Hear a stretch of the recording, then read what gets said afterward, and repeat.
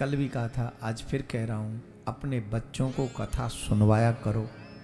आपके बच्चों का विवेक जागृत हो जाएगा, और विवेक जागृत हुआ तो वो गलत रास्ते से बच जाएंगे। इसलिए भगवान की कथा सुनवाना बहुत जरूरी है बच्चों को।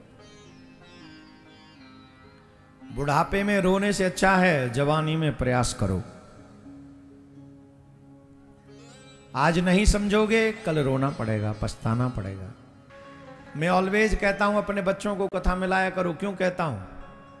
अगर बचपन में आपके बच्चों ने कथा सुनी और दो चार बातें उन्होंने समझ ली और उन दो चार बातों को उन्होंने जीवन भर फॉलो किया, तो जीवन भर बुराई से बचे रहेंगे आपके बच्चे।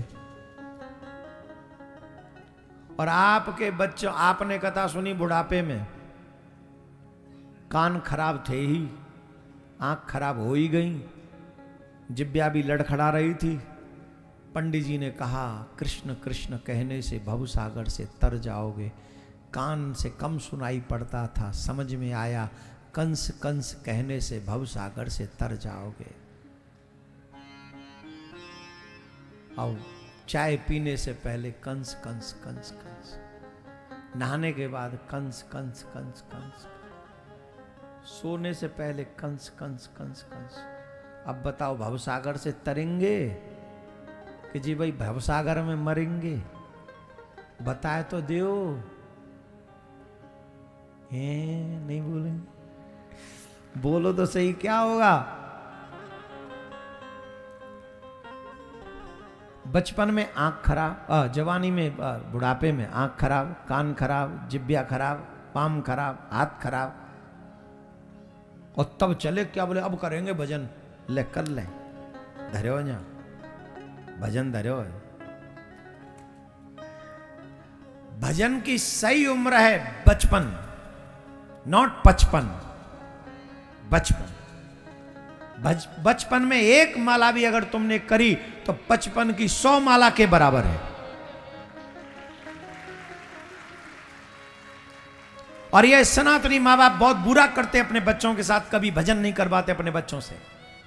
डॉक्टर बन जाए, इंजीनियर बन जाए, जे बन जाए, जे बन जाए, गुंडा ही बनेगा गुंडा, बिना भजन के ना बनो जी। न मरो तो मार देंगे पैसा के लिए, गुंडा बनेगो कि ना बनेगो? केस न करवानो तो करवा देंगे, वकील बता बनेगो कि ना बनेगो गुंडा?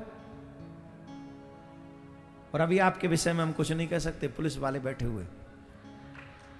हाँ, नहीं तो पता चले उठने से पहले दो चार धारा हम पे ठोक दे।